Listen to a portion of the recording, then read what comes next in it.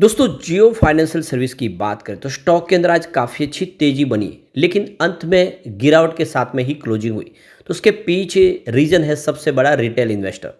Retail investor जियो financial में इतने panic कर गए कि वो हर मोड़ पे थोड़ी सी तेजी बनती है वहाँ पे बिकवाली शुरू कर देते हैं। क्योंकि आज अगर आप डील समझेंगे देखेंगे तो आपको ये समझ में आ जाएगा कि इस गिरावट का फायदा उठा के बड़े फंड हाउस ने तो जम के खरीदारी की है। और क्यों ना हो, बहुत सारे ऐलान हुए। यहाँ पे देख सकते हो कि जियो फाइनेंशियल को लेकर एजीएम के दौरान रिलायंस में भी बहुत सारी बातें निकल कर आई है, जो इशारा करी है कि आने वाले समय यह स्टॉक लोगों को ज़बरदस्त रिटर्न दे सकता है। लेकिन रिटेल इन्वेस्टर को ये बात समझ में नहीं आ रही। वो यहाँ पे यही समझ रहे कि स्टॉक कभी नहीं बढ़ेगा, लेकिन ऐसा होता नहीं है। आप ये समझ ले कि एक डिप में खरीदारी का अच्छा मौका है और इसको जम के इस मौके का फ़ायदा उठा रहे बड़े फंड हाउस। क्या करना चाहिए आगे समझेंगे इस वीडियो के माध्यम से। कुछ बड़ी अपडेट निकल के आ रही है उसको भी समझेंगे और आगे की क्या रणनीति है उसको डिस्कस करेंगे। लेकिन फ्रेंड, उससे पहले अगर आप पहली बार हमारे चैनल पे आए तो चैनल को सब्सक्राइब कर दीजिए, एक बेल आइकॉन दबा दीजिए ताकि जब भी नया वीडियो बने पहला नोटिफिकेशन आपको मिले। वीडियो पसंद आए तो लाइक से जरूर कीजिए। चलो फ्रेंड्स, वीडियो स्टार्ट करते हैं। मैं हूँ आपका दोस्त SB दवे और हमारे अपने चैनल ऑनलाइन कमाई में आपका बहुत बहुत स्वागत है। सबसे पहले जियो फाइनेंशियल के कारोबार की बात कर ले। स्टॉक की शुरुआत आज पॉजिटिव हुई 327 पर। कल की क्लोजिंग 325 के आसपास थी। इंट्राडे में 331 का हाई बन गया, काफ़ी अच्छी दौड़ लगाई, लेकिन बिल्कुल ऊपर के लेवल से बिकवाली शुरू हुई और 320 का इसने लो बनाया और अंत में आप क्लोजिंग देखें तो 322 के आसपास रही 1% की गिरावट के साथ। तो जो तेज़ी थी वो आपको थमती हुई दिखाई देगी। अब यहाँ पे देख लो कि कल जो एजीएम हुई रिलायंस इंडस्ट्रीज की 47वीं सालाना एजीएम, उसके दौरान मुकेश अंबानी ने जियो फाइनेंशियल की हेल्थ और आगे के रोड मैप के बारे में अपनी सारी जानकारी दी है। इस दौरान देख सकते हो कि उन्होंने रिलायंस जियो की और जियो फाइनेंशियल के बिजनेस की उन्होंने तारीफ़ की। उनका कहना है कि जियो फाइनेंस सर्विस का मार्केट कैपिटलाइजेशन 2 लाख करोड़ को पार कर गया है। तो मुकेश अंबानी ने जो देख सकते हो कि जियो की जो मीटिंग हुई इसके दौरान जियो फाइनेंशियल सर्विस को लेकर बात करते हुए कहा कि जियो फाइनेंशियल का कारोबार सही ट्रैक पर रफ्तार के साथ आगे बढ़ रहा है और इसका market capitalization 2 lakh crore rupees को पार कर गया है। एजीएम में की गई तारीफ का असर फ्राइडे को भी स्टॉक में देखने को मिला दिन में, और देख लो कि अच्छी खासी 2% की तेज़ी बनी और देख सकते हो जो मार्केट कैप था वो भी 2.07 लाख करोड़ को पार कर गया। लेकिन उसके बाद में रिटेल इन्वेस्टर ने यहाँ पे बिकवाली शुरू कर दी। जियो फाइनेंशियल ने बीते दिनों जियो पेमेंट्स में अपनी स्टेक को बढ़ा दिया है और 6.8 करोड़ रुपये शेयर खरीदे। इस खरीदारी के बाद जियो पेमेंट में कंपनी की जो हिस्सेदारी वो 82.17% के आसपास हो चुकी है। जियो फाइनेंस ने कंपनी के शेयरों को 68 करोड़ रुपीज़ का नया इन्वेस्टमेंट किया है, जिसकी फेस वैल्यू 10 रुपीज़ है। तो अब यहाँ पे देखो कि जियो फाइनेंशियल की जो एजीएम उसके दौरान क्या बातें प्रमुख निकल कर आई उसको समझने की कोशिश करते हैं। तो देख सकते हो कि एजीएम में जियो फाइनेंशियल के प्रमुख फिनटेक प्लेटफॉर्म की विस्तृत जानकारी दी गई है। कंपनी का जो इस समय मुख्य उद्देश्य है कि डिजिटल रूप से सुलभ और सरल वित्तीय सेवाओं को बनाना। इस दिशा में जियो फाइनेंस ने कुछ नए प्रोडक्ट लॉन्च करने का अनाउंस किया और कुछ नई सर्विस शुरू करने की घोषणा की है, जिनमें पर्सनल लोन, SME लोन और इंश्योरेंस सेवाएं शामिल है। कंपनी का लक्ष्य है कि इन सेवाओं को अगले कुछ महीनों में लॉन्च किया जाए और लोगों को इसको हर तरफ पहुंचाया जाए।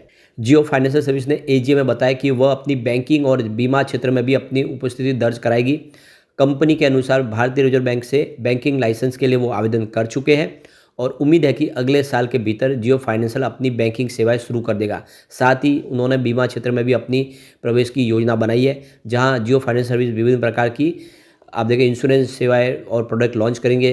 देख सकते हो कि इसमें आप समझ सकते हो लाइफ इंश्योरेंस है और व्हीकल इंश्योरेंस है, इस तरह से सारी सेवाएं देगी कंपनी।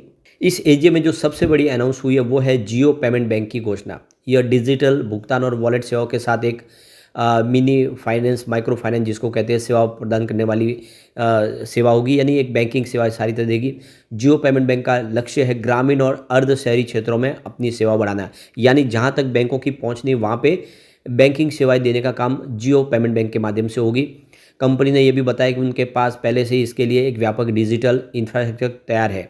जियो के मौजूदा ग्राहक आधार का लाभ उठाएंगे, यानी जियो के जो कस्टमर है उनको डायरेक्ट वो डिजिटल बैंकिंग सेवाएं देंगे।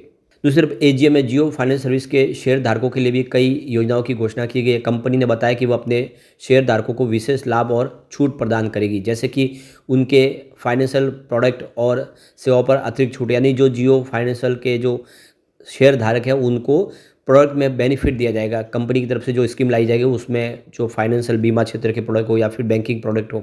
इसके अलावा कंपनी ने अपने शेयरधारकों के लिए डिजिटल लॉयल्टी प्रोग्राम शुरू करने की भी योजना बनाई। यानी एक तरह से देख सकते हो कि जियो फाइनेंशियल के शेयर होल्डर को बहुत सारा बेनिफिट कंपनी की तरफ से देने की तैयारी कर ली गई है।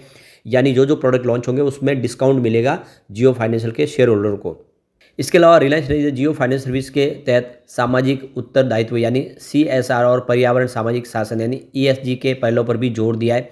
कंपनी ने इस बात का वादा किया कि फाइनेंशियल सेवाओं को जन जन पहुंचाने के साथ साथ सामाजिक और पर्यावरण जिम्मेदारियों का भी पालन करेगी जियो फाइनेंशियल सर्विस।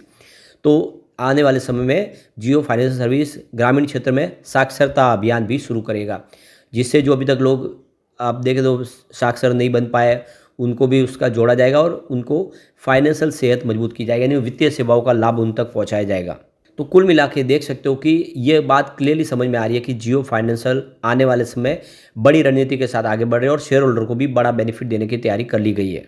अब यहाँ पे देख दो कि जियो फाइनेंशियल के जो सबसे जो बड़ा महत्वाकांक्षी सपना है कि ब्लैक रॉक के साथ इन्होंने जो पार्टनरशिप की है, जिसके माध्यम से देखें तो अभी रेगुलेटरी अप्रूवल मिलने हैं जियो फाइनेंशियल को, तो विश्वास है कि जल्द ही वो अप्रूवल मिल जाएगा। तो कंपनी ने एसेट मैनेजमेंट का जो बिजनेस लॉन्च किया है, जिसमें $150 मिलियन का निवेश एक के तरफ से, यानी जिसमें आप देख ब्लैक रॉक का भी और उतना ही निवेश जियो फाइनेंशियल भी करने जा रहे हैं। इसमें रेगुलेटरी अप्रूवल बाकी है, जो लग रहा है कि जल्द ही मिल जाएंगे, ऐसी यहाँ पे होप जगी है। तो जल्द ये सारे बिजनेस शुरू होते हुए दिखाई देंगे। तो ये बहुत बड़ी गुड न्यूज़ है शेयर होल्डर के लिए भी, आने वाले समय शेयर होल्डर को बेनिफिट होगा ही। और आज जो ये गिरावट हुई है स्टॉक के अंदर, ये आपको क्लियरली समझ में आएगा इस डील के माध्यम से कि इसमें बड़े फंड हाउस ने इस गिरावट का फायदा उठाया। तो सुबह 9:22 पर 330 की प्राइस से 2,73,000 शेयरों की एक बिकवाली हुई। तो उसके बाद 10:14 पर 329 की प्राइस से 2,25,000 शेयरों की एक बड़ी खरीदारी हुई। फिर 11:59 पर 325 की प्राइस से देख सकते हो कि यहाँ पे 1,71,000 शेयरों की बड़ी खरीदारी हुई। और उसी समय 11:59 पर 326 की प्राइस से 8,72,000 शेयरों की एक बड़ी खरीदारी और हुई।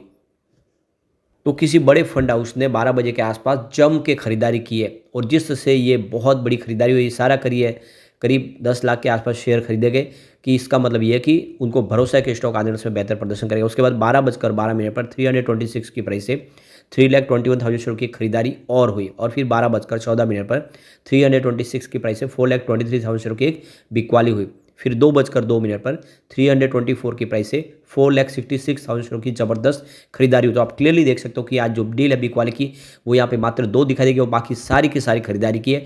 तो ये जो गिरावट हुई इसके पीछे वजह रिटेल इन्वेस्टर, बाकी बड़े फंड हाउस ने इस गिरावट का फायदा उठा के जम के खरीदारी की है और ये इशारा है कि स्टॉक आने वाले समय रॉकेट बन सकता है। तो दाव लगाना चाहिए आपको लॉन्ग टर्म का नजरिया लेके। लेकिन फ्रेंड, कोई भी इन्वेस्टमेंट करने से पहले अपने फाइनेंशियल एडवाइस बड़े ले ले या अपना खुद का रिसर्च करें, क्योंकि मैंने वीडियो आपके एजुकेशनल पर्पज़ के लिए ही बनाया। वीडियो पसंद आए तो लाइक से जरूर कीजिए और चैनल को सब्सक्राइब कर दीजिए।